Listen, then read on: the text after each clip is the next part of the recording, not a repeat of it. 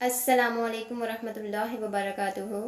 एक हकीम से पूछा गया कि ज़िंदगी में कामयाबी कैसे हासिल होती है। हकीम ने कहा, इसका जवाब लेने के लिए आपको आज रात का खाना मेरे पास खाना होगा।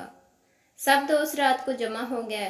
उसने सूप का एक बड़ा बर्तन सबके सामने लाकर रख दिया, मगर सूप पीने के लिए सबको एक एक मीटर लंबा चम्मच दे दिया और सबसे कहा कि आप सबको अपने अपने लंबे चम्मच से सूप पीना है। हर शख्स ने कोशिश की, मगर ज़ाहिर है ऐसा नामुमकिन था। कोई भी शख्स चम्मच से सूप नहीं पी सका। सब भूखे ही रहे। सब नाकाम हो गए तो हकीम ने कहा, मेरी तरफ देखो। उसने एक चम्मच पकड़ा, सूप लिया और चम्मच अपने सामने वाले शख्स के मुंह से लगा दिया। अब हर शख्स ने अपना अपना चम्मच पकड़ा और दूसरे को सूप पिलाने लगा।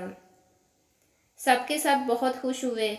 सूप पीने के बाद हकीम खड़ा हुआ और बोला, जो शख्स ज़िंदगी के दस्तरखान पर अपना ही पेट भरने का फैसला करता है वो हमेशा भूखा ही रहेगा, और जो शख्स दूसरों को खिलाने की फ़िक्र करेगा वो खुद कभी भूखा नहीं रहेगा।